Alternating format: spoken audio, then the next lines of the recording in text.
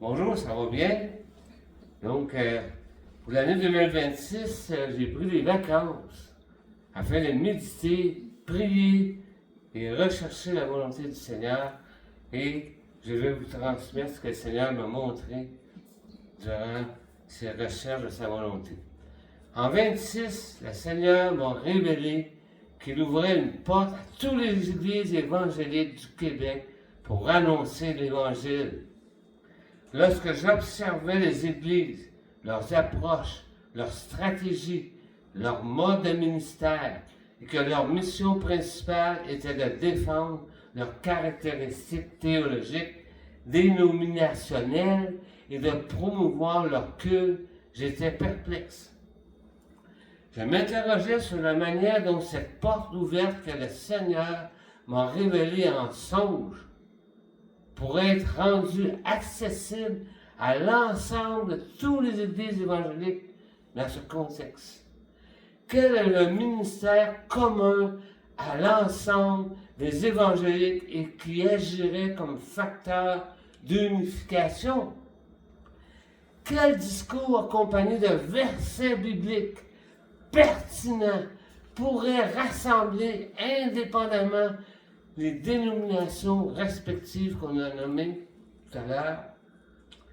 Après avoir lu l'ouvrage des sortes de cultes, il y en a plus de 400 types de cultes au Québec, j'étais un peu découragé.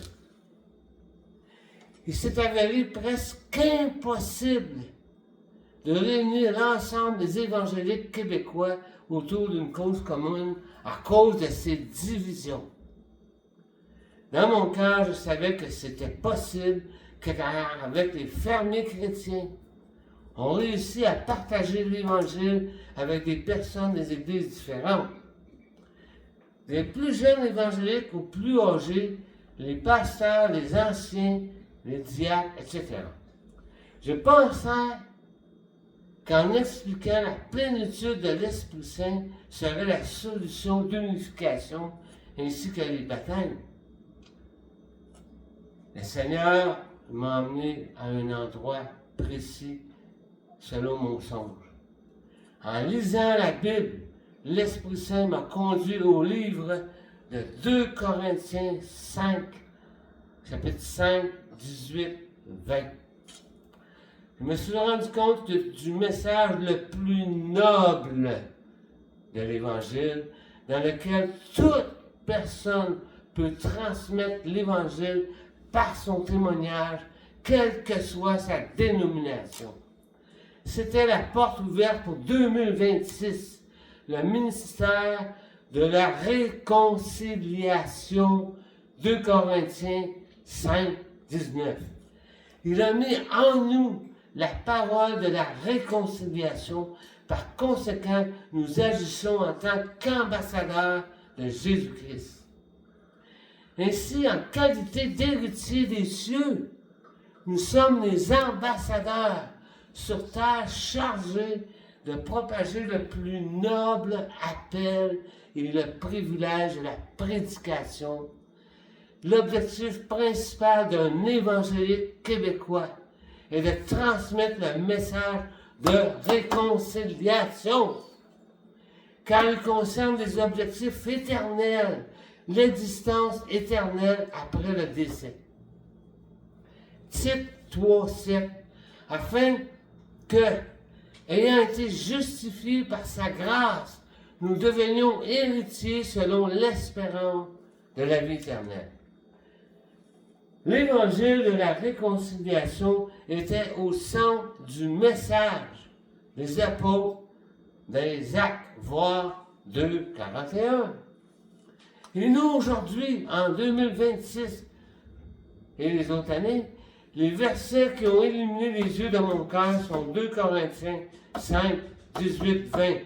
Soyez réconciliés avec le Seigneur. En 2026, les évangéliques ne seront plus assis sur des chaises à écouter des discours. C'est fini. C'est fini. La porte est ouverte pour tous les évangéliques. Le Seigneur me l'a montré en songe. 2026, vous les connaissez, les nouvelles lois qui s'en viennent. Vous connaissez la géopolitique. En 2026, la porte est ouverte. Chaque individu a reçu ce don de sa naissance de nouveau-né d'en haut, baptisé du Saint-Esprit. En devenant évangélique, le Seigneur te transmet le ministère de réconciliation par le Saint-Esprit baptisé dans ta vie. Jean 16, 8. Et quand il sera venu, l'Esprit Saint, il confondra et convaincra le monde au sujet du péché, de la justice et du jugement. Maintenant, c'est ton ministère personnel. Apporte la parole de réconciliation dans la région où tu demeures. Les pasteurs et les anciens sont là pour donner à tous les évangéliques la possibilité de partager les moyens de le faire. Organiser des réunions, réserver des salles, rédiger un document explicatif, acquérir des exemplaires de la Bible. En 26, les évangéliques de toutes les régions québécoises transmettent le ministère de la réconciliation à tous les Québécois et à toutes les Québécoises. Ce message est universel. Plusieurs églises d'une région peuvent s'unir ensemble pour répandre le message de la réconciliation.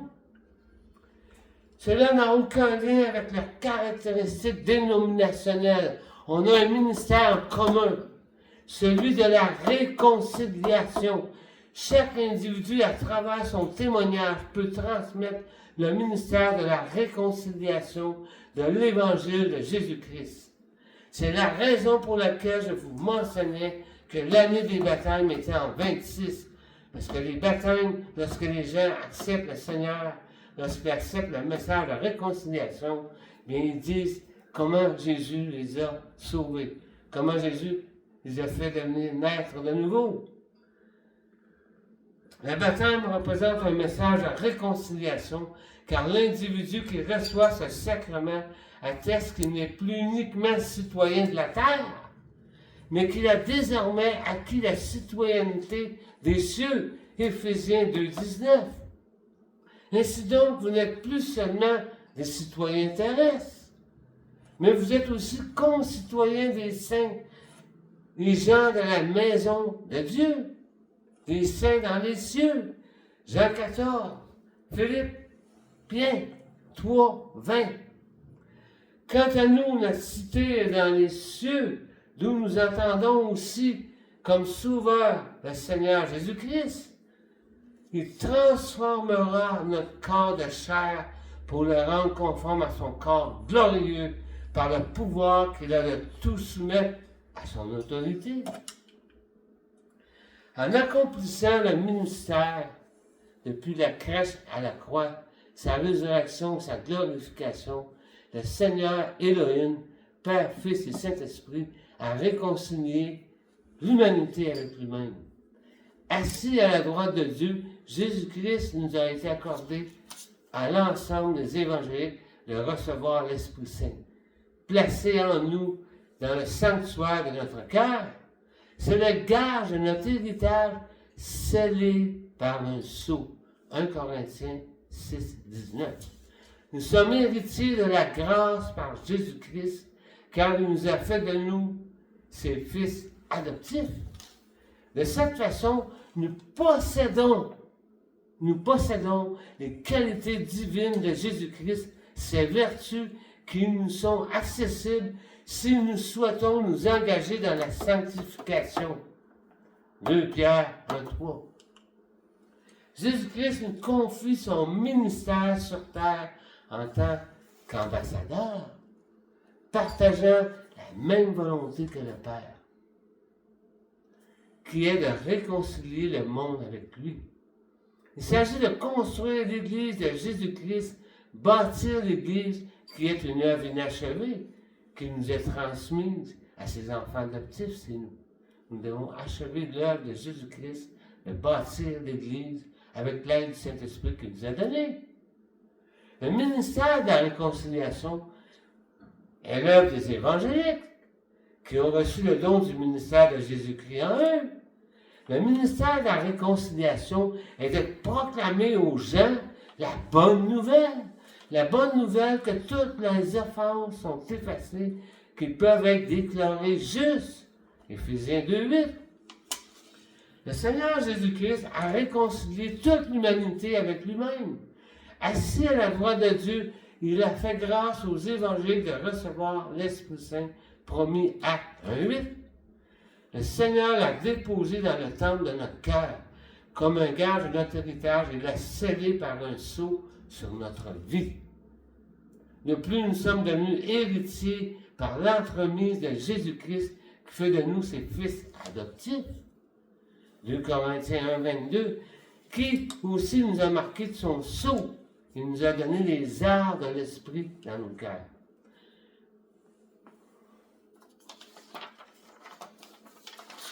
Jésus-Christ nous transmet son ministère sur la terre comme représentant, ambassadeur, ayant le même objectif qui est de réconcilier le monde avec lui. Nous devons répondre. Nous devons répondre. Jésus-Christ, en donnant le Saint-Esprit, nous a donné le ministère de réconciliation qu'il a mis en nous. Le ministère de la réconciliation, de proclamer aux gens la bonne nouvelle, que toutes leurs offenses sont effacées, qu'ils peuvent être déclarés justes par la foi. 2 Corinthiens 5:19. C'est-à-dire Dieu en Christ, Jésus-Christ, réconciliant le monde avec lui-même, ne leur imputant pas leurs fautes et mettant en nous la parole de réconciliation. Cette réconciliation est tellement merveilleuse que le Seigneur nous demande de l'annoncer aux gens, pour qu'ils l'entendent et l'écoutent, pour qu'ils puissent faire un choix dans leur libre arbitre de leur cœur. Tu dois en 2026 mettre à profit ton don reçu de proclamer la réconciliation. Les citoyens québécois doivent prendre conscience qu'ils ont également la possibilité de devenir des citoyens des cieux. Lors de mon voyage, il m'a été nécessaire de présenter mon passeport, ainsi que les autres documents, me conférant l'autorisation de franchir les douanes afin d'entrer dans un nouveau pays. Mon casier judiciaire devait être vierge, sans tache, aucune offense. Autrement, même avec mon passeport, sans la feuille remise à l'aéroport qui me donne l'autorisation d'entrer dans un pays différent du Québec, je n'aurais jamais été admis. C'est ce que Jésus-Christ a fait pour tous les citoyens terrestres. Jésus-Christ a la puissance de rendre ton dossier vierge par rapport à toutes les offenses que tu as faites en désobéissant aux lois juridiques de Dieu. Les gens sont éloignés de Dieu et ils savent qu'ils ne peuvent pas se réconcilier. Ils savent que leur vie n'est pas en règle avec les lois justes, saintes, divines. Jésus-Christ a reçu le pouvoir, la puissance et le mandat du Père et de l'Esprit de venir sur terre rendre la réconciliation possible. Payer pour toutes les offenses et te donner les papiers. Te donner les papiers divins pour la résurrection dans l'éternité. Le sceau sur ton cœur, il est écrit ton nom dans le livre de vie. Cela est possible et c'est le Seigneur qui a voulu nous réconcilier. Pas nous. C'est le Seigneur qui a voulu nous réconcilier. Il te demande, est-ce que tu veux la réconciliation? Il a indiqué le moyen d'y parvenir parce qu'il sait que nous, c'était impossible de se réconcilier avec Dieu. C'est Dieu qui a donné le moyen de la réconciliation. Tu peux entrer dans le royaume des cieux, car ton dossier sera vierge sans péché. Tu es purifié parce que le bénisseur a ouvert le chemin du pardon. Jésus-Christ a dit, je suis la porte des brebis. Jean 10, Jean 14, 6. C'est la porte du ciel, ça. Jésus lui dit, je suis le chemin, je suis la vérité, je suis la vie. Personne ne vient au Père que par moi. Jésus est le donneur de la réconciliation pour tous les hommes et les femmes qui le demandent. Le veux-tu? C'est la question ce matin. C'est gratuit en plus. Un passeport sur lequel il n'y a aucune offense aux lois divines. Jésus appelle cela dans la Bible le livre de vie. Il va écrire ton nom dans le livre de vie et le mettre dans sa poche. Et l'ouvrir dans l'Apocalypse 21-27. Il n'y entrera aucune chose souillée, ni celui qui connaît abomination et mensonge, mais seulement ceux qui sont écrits dans le livre de vie de l'agneau.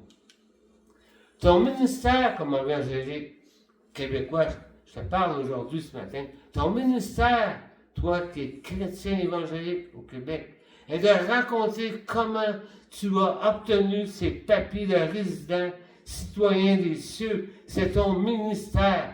Éphésiens 2,19.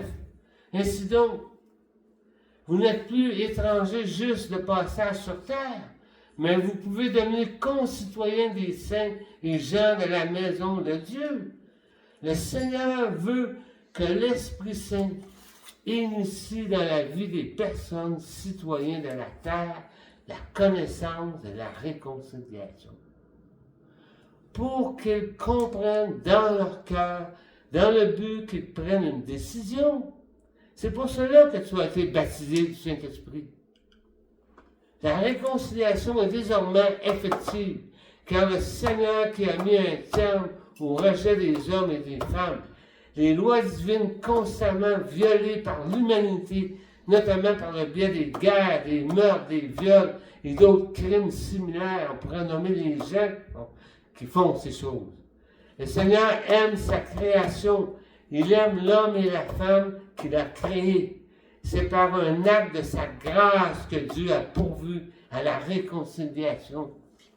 Ainsi, cela commence par le pardon que Jésus-Christ a offert à la croix.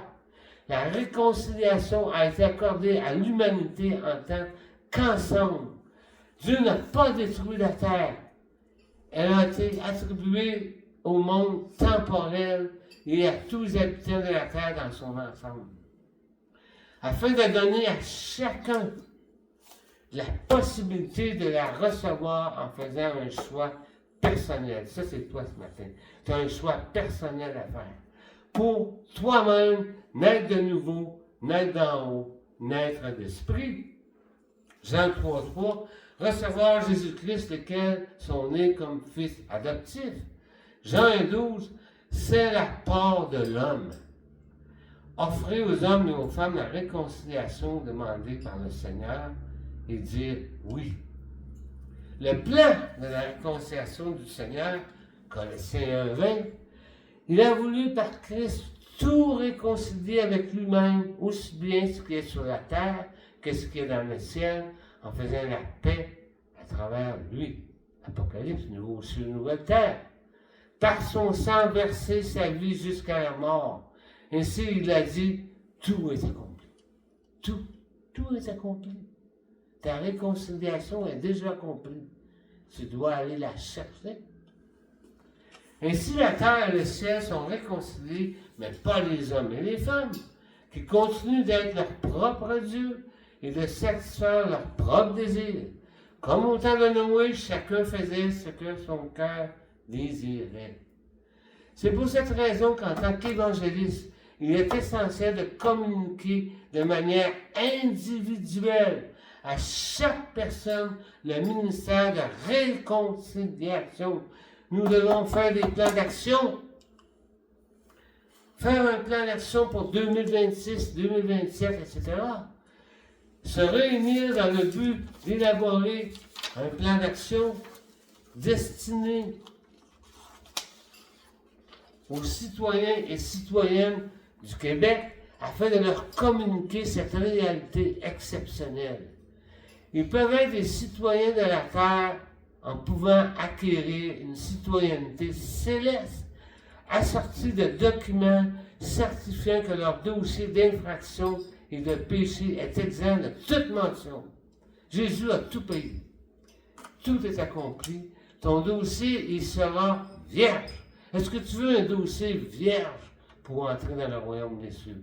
Ne te présente pas à ta mort face au royaume des cieux avec un dossier plein de péchés. Présente-toi avec un dossier vierge, réconcilié avec Jésus-Christ par la croix, par le pardon. La parole du jardin d'Éden est effacée. Si tu en manges, tu mourras. La mort est vaincue. Tout est accompli. 1 Corinthiens 15, 54. C'est pour cela que j'ai vu une porte ouverte en songe dans mes méditations. De plus, on aime bien discuter d'Apocalypse et chacun apporte son point de vue. On ne réfléchit pas au fait que le temps de la réconciliation, qui dure déjà depuis 2000 ans, prendra fin.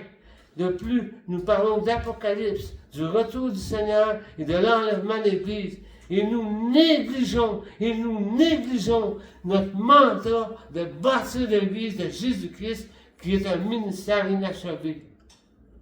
Le Seigneur m'a montré en songe qu'une fenêtre est ouverte en 2026. Je lui ai demandé en prière comment faire cela pour toutes les églises du Québec. J'ai regardé les plans d'action dans lesquels j'ai participé depuis 1980.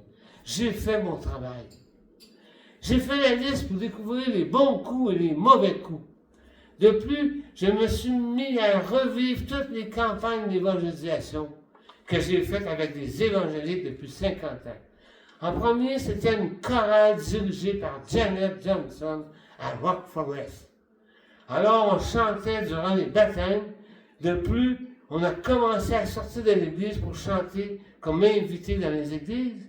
Ensuite, on a la salle Maurice O'Brady 3 fois par année, 3 soirs. Ensuite, on a remplacé la chorale par des guitaristes. Ensuite, changement de pasteur, un spécialiste de counseling qui fait un message d'évangélisation. Bon. J'ai vécu une soirée d'évangélisation à Hall avec Jacques Alexandrien et le groupe, je veux vous dire. Ici, c'est intéressant. C'était 3 soirs d'affilée. J'ai invité des gens de l'Église Nouvelle-Vie aussi à Longueuil. On a joué dans le café chrétien. De plus, j'ai fait 3 foyers d'évangélisation. Donc, j'en ai fait un pour mon père pour qu'il accepte le Seigneur. C'est mon nouveau en 2026. Et il y en a qui ont fait un passeport pour le ciel, donc des motards. Donc, qu'est-ce qui est arrivé aux 3 soirs à Hall avec Jacques et le Seigneur? Premier soir, Gatineau, juste les chrétiens qui viennent pour voir comment c'est bon. Deuxième soir à Hall, commence à avoir des invités. À Vanier, le 3e soir, fait l'appel, tout le monde avance. Donc, on va parler de l'importance des 3 soirs tout à l'heure. De plus, j'ai fait un ministère sur Internet. Ainsi, j'ai été professeur à l'école chrétienne et des enfants ont été touchés. À l'Armée du Salut, on faisait une pièce de théâtre chaque semaine avec Roselyne. De plus, je jouais de la guitare depuis 5 ans à l'Armée du Salut. J'ai fait la marche pour Jésus un soir.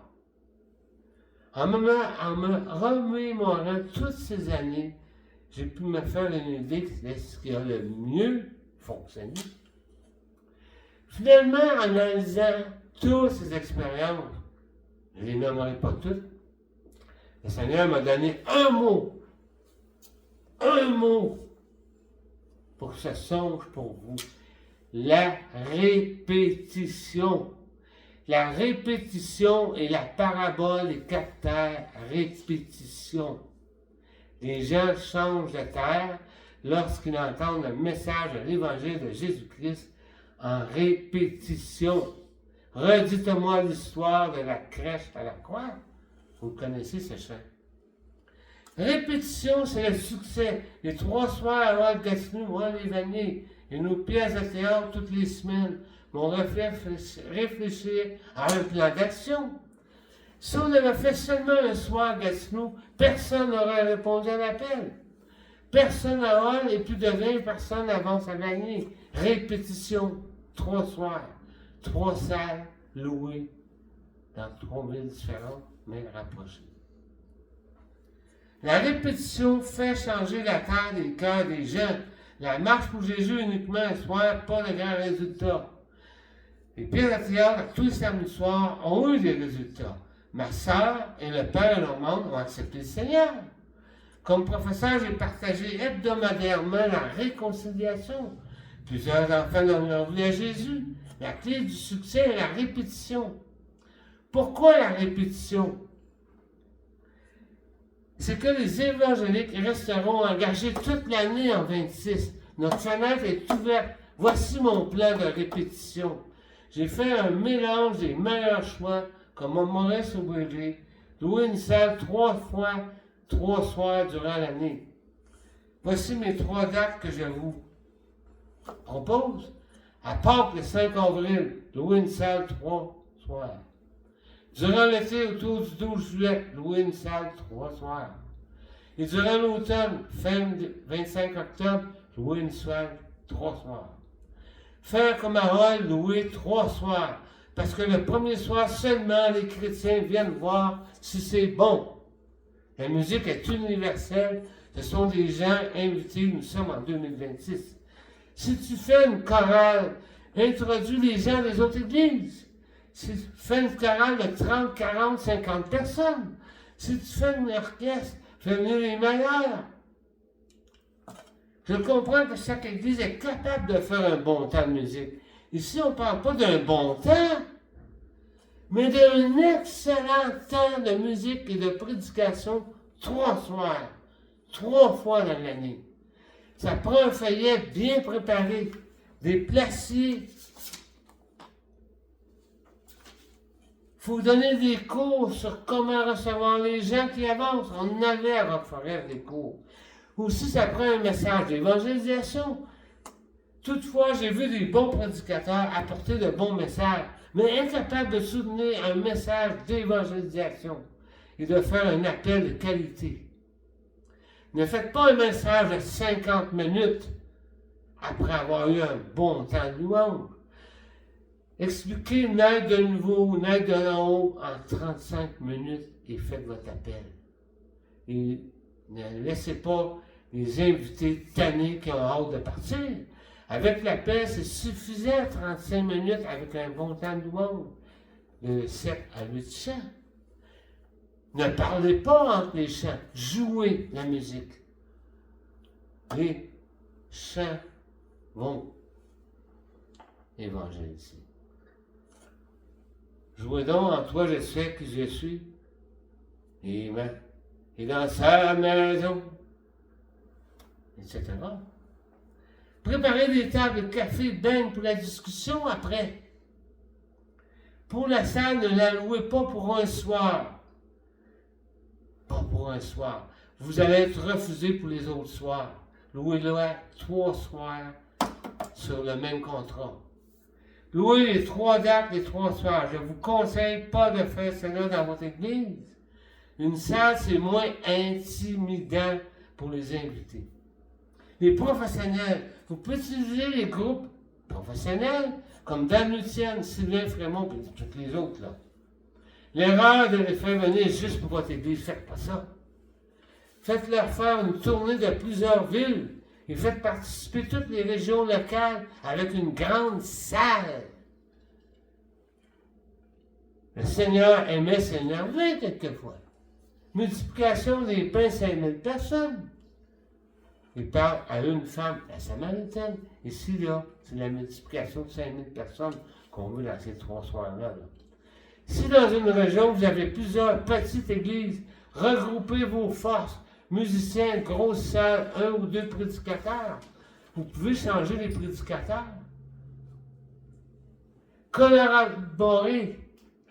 Ce qui vous unit est que vous êtes tous des ambassadeurs.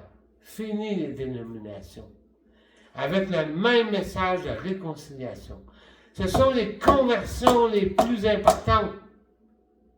Souvent, une personne qui invite quelqu'un dans une grande salle, elle peut être touchée par ce genre de regroupement avec des professionnels et initier un questionnement fait par le Saint-Esprit.